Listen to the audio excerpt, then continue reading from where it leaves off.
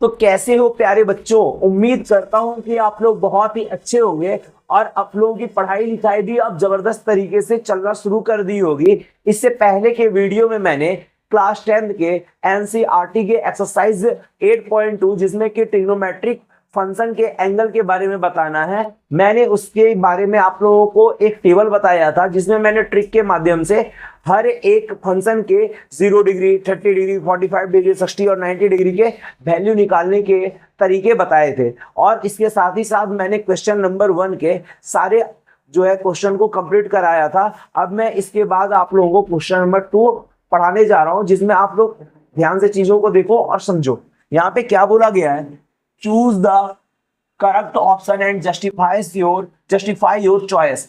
इसमें जो क्वेश्चन दिए हुए हैं, क्वेश्चन के सही आंसर करो और सही आंसर करने के बाद जो आपके आंसर होंगे, आंसर आपने ये क्यों चुना इसके बारे में आपको बताना है। तो देखो, सबसे पहले क्या बोला गया है, 2, 10, 30 डिग्री। तो सबसे पहले 2 के 2 लिख दो और 10, 30 का वैल्यू कितना होता है, 1/√3 होता है। अगर आप लोगों ने इससे पहले के वीडियो नहीं देखे हैं तो वो जाकर के देख लो, आपको जो है वैल्यू पुट करने में दिक्कत नहीं होंगे। 1 + 10 स्क्वायर 30 डिग्री, तो यहाँ पे 1 करो, प्लस 10 स्क्वायर 30। मैंने क्या बोला, पहले फंक्शन लिख लेना है, पहले फंक्शन के वैल्यू लिख लो, बाद में उसके स्क्वायर करो। अब देखो यहाँ पे क्या हो गया, 2/√3 हो गए यहाँ पे। अब यहाँ पे क्या है, 1 + 1 के स्क्वायर तो 1 हो गए और √3 के स्क्वायर 3 हो गए। अब यहाँ पे क्या है, 2/√3 अपॉन 3 बन जा 3 और 1 4/3 हो गया। अब एक काम करो, इसे क्या करना है, 3/4 करो, यानी कि a/b अपॉन में c/d। ये क्या बनेगा, a/b, यहाँ पे a/b करो और d ऊपर चला जाता है, तो d यहाँ पे क्या है, 3 है, 3 को ऊपर करो और 4 जो है वो c है उसे नीचे कर दो। अब देखो, ये 4 को 2 बार में काटेगा और √3 से 3 जो है √3 बार में कटेगा। अब बोलोगे ऐसा कैसे, तो देखो 3 को क्या लिखा जा सकता है, √3 इंटू √3 लिखा जा सकता है। अब नीचे में एक √3 है, इस √3 ने एक √3 को काट दिया तो कितना बचा, √3 बच गया, तो मैंने यहाँ पे √3 लिख दिया। अब ऊपर में बच गया √3, नीचे में बच गया 2। अब देखो, ये √3/2 किसके आंसर आएंगे, चाहे तो साइन 60 डिग्री के या फिर कॉस 30 डिग्री के। इस दोनों में जो आंसर होगा, मेरे हिसाब से शायद क्वेश्चन के आंसर साइन 60 डिग्री है, ऑप्शन में दे रखे हैं, तो ये आपके आंसर हो जाएंगे। अगर ये नहीं हुआ तो कॉस 30 के आंसर हो जाएंगे। आप लोग दोनों याद रखो, क्योंकि पेपर में जरूरी नहीं कि साइन 60 दे, कॉस 30 भी दे दिया, तो ये आपके आंसर हो गए। अब इसके बाद 2 नंबर देखा जाए। तो बच्चों, क्वेश्चन नंबर जो 1 था, 1 के आंसर साइन 60 डिग्री थे। अब देखो यहाँ पे क्या है, 1 - 10 स्क्वायर 45। तो देखो 1 को तो 1 लिखो, 10 45 की वैल्यू कितने होते हैं, 1 का स्क्वायर कर दो, 1 का 1 हो गया, 10 45 का वैल्यू 1 का स्क्वायर हो गया, तो 1 - का 1 अपॉन 1 + का 1, 1 में से 1 गया 0 अपॉन में 2, इसके आंसर कितने हो गए, 0 हो गए। तो बच्चों, यहाँ पे क्वेश्चन नंबर 3 अगर देखा जाए, क्या दिया हुआ है, sin 2a = 2 sin a। यानी यहाँ पे जो एंगल होंगे, क्या एंगल होंगे कि ये LHS और RHS दोनों बराबर हो जाए। अगर सपोज मैंने एंगल A ले लिया 45 डिग्री, तो 2 × 45 डिग्री, ये क्या हो गया, sin 90 डिग्री हो गया। और यहाँ पर क्या होगा, 2 × sin 45 डिग्री। तो देखो sin 90 के वैल्यू कितने होते हैं, 1 हो गए। और यहाँ पर क्या होगा, 2 × 1/√2। देखो ये तो कभी इक्वल आएगा नहीं, यानी 45 नहीं लिया जा सकता है, 45 नहीं लिया जाएगा। यहाँ पे जो है अगर 60 लिया जाए तो 60 में भी नहीं आएगा, यहाँ पर अगर 90 लिया जाए तो 90 में भी नहीं आएगा। साइन 0 के वैल्यू देखो, साइन 2 × 0, मैंने एंगल ए को कितना मान लिया, 0 डिग्री मान लिया, इक्वल्स टू क्या होगा, 2 × साइन 0 डिग्री, ये होगा। अब देखो साइन 2 × 0, साइन 2 × 0 क्या हो गया, साइन 0 डिग्री, इसे डिग्री लिखो।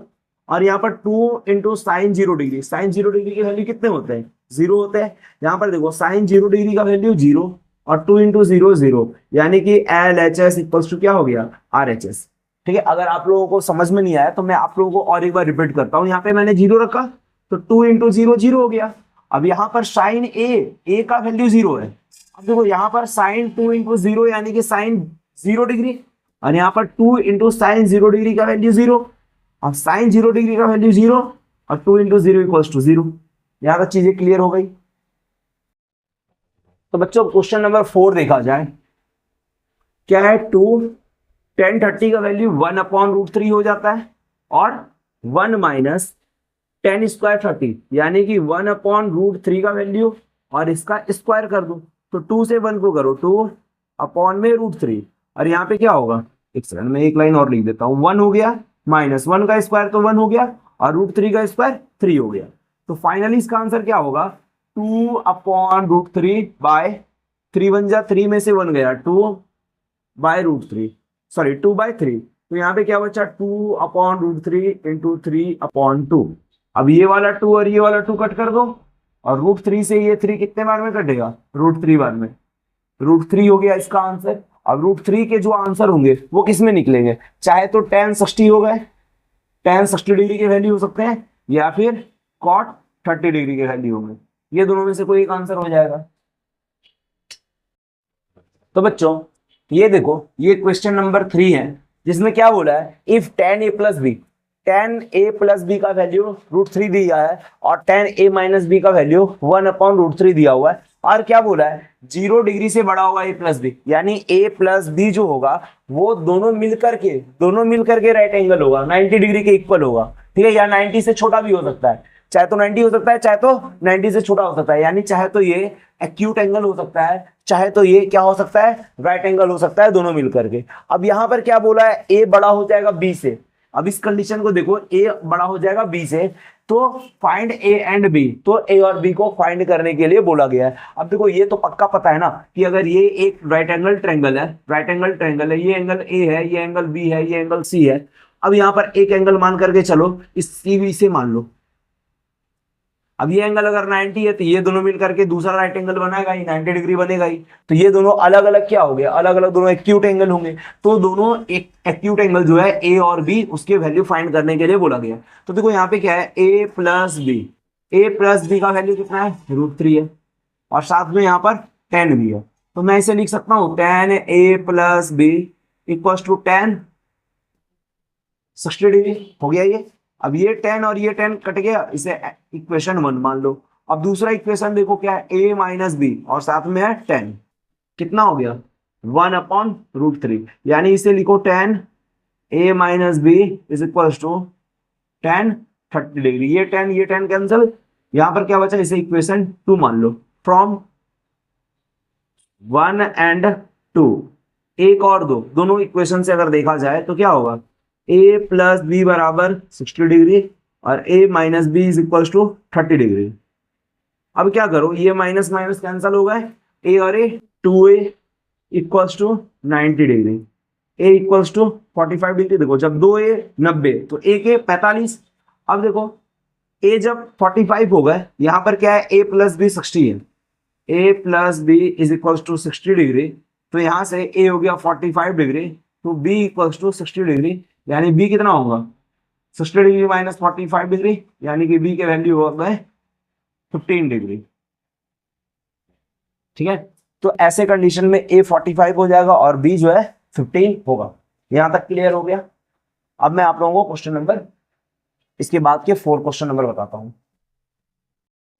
तो बच्चों देखो क्वेश्चन नंबर 4 क्या बोला है, मैंने हिंदी में क्वेश्चन नहीं लिखा, मैं आप लोगों को बता देता हूं, आसानी से समझ में आएगा। State whether the following statement are true और फॉल्स। जो क्वेश्चन दिया गया है वो क्वेश्चन सही है या गलत है, जो स्टेटमेंट दे रखा है, जो वक्तव्य दे रखा है वो सही है या गलत है। क्या बोला गया है, sine a plus b equal to sine a plus sine b. क्या ऐसा हो सकता है, sine a plus b equal to sine a plus sine b हो सकता है? चलो करके देखा जाए।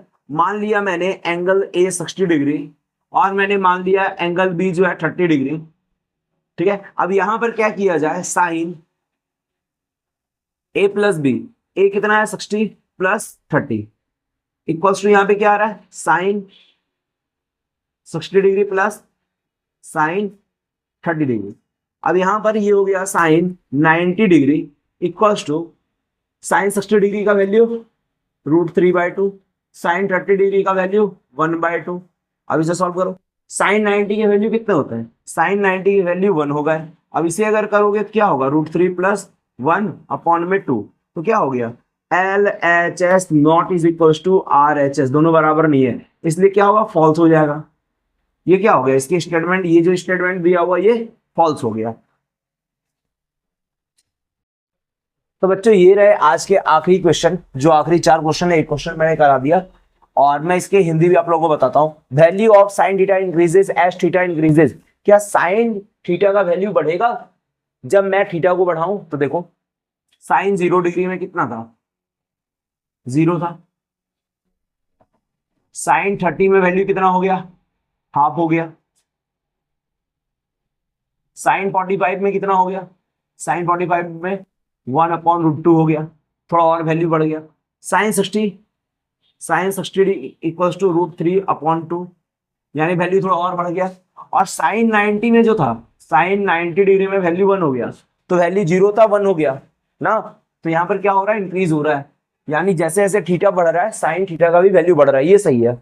क्या कॉस थीटा का वैल्यू बढ़ेगा? देखो कॉस 0 डिग्री का वैल्यू कितना है, कॉस 0 डिग्री का वैल्यू 1 है।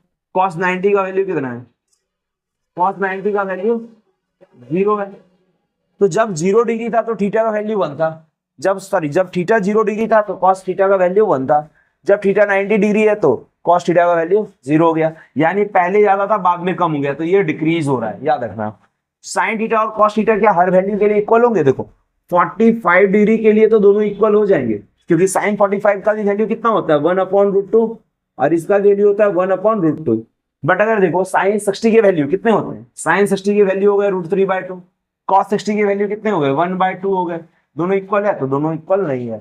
लिखना sine theta not is equal to cos theta when theta is equal to 60 degree 30 degree, ठीक है, 60 डिग्री और 30 डिग्री। तो ऐसे कंडीशन में दोनों वैल्यू इक्वल नहीं होंगे। Theta is always equal in sine theta और cos theta when theta is equal to 45 degree, जब थीटा के वैल्यू 45 डिग्री होंगे तभी दोनों जो है साइन थीटा और कॉस थीटा इक्वल होगा, बाकी किसी कंडीशन में इक्वल नहीं होगा। यहां तक clear? Cot a is not defined for a equals to 0 degree. अब देखो कॉट ए का वैल्यू कितना है, 0 डिग्री। कॉट ए 0 डिग्री का वैल्यू क्या होता है, नॉट डिफाइंड। तो आज आप इसे क्या लिख सकते हो कि cot a is not defined for a equals to 0 degree, it is also true. ये क्या हो जाएगा, ये ट्रू हो जाएगा। क्यों? अगर कॉट 0 डिग्री का वैल्यू दिखा जाए तो ये क्या होता है, cot theta equals to cos theta upon में साइन थीटा। तो कॉस 0 के वैल्यू कितने हो गए, 0। अब ये कॉस 0 के वैल्यू कितने हो गए, 1, और साइन 0 के वैल्यू हो गए 0। तो 1/0 क्या होता है, ये तो कुछ नहीं होता है ना, ये तो नॉट डिफाइंड होगा, ठीक है। तो ये होगा इसके आंसर के तर्क। तो बच्चों मैंने यहाँ पर एक्सरसाइज 8.2 के कंप्लीट वीडियो अपलोड कर दिए हैं। अब मैं आप लोगों को, जो आप लोगों की डिमांड थी 8.3, अब मैं आप लोगों को अपने नेक्स्ट क्लास में 8.3 के वीडियो अपलोड कराऊंगा, और उसके बाद फिर मैं आप लोगों को साइंस पढ़ाऊंगा। तो अगर आप लोगों को मेरा वीडियो पसंद आता है, अगर यहाँ से कुछ चीजें सीखने के लिए मिलती है, तो आप सभी से रिक्वेस्ट है, अगर आप लोग सीख रहे हो तब, ऐसे नहीं, अगर आप लोग सीख रहे हो तो मेरे चैनल को सब्सक्राइब करो और वीडियो को ज्यादा से ज्यादा अपने दोस्तों में, अपने ग्रुप में शेयर करो। धन्यवाद।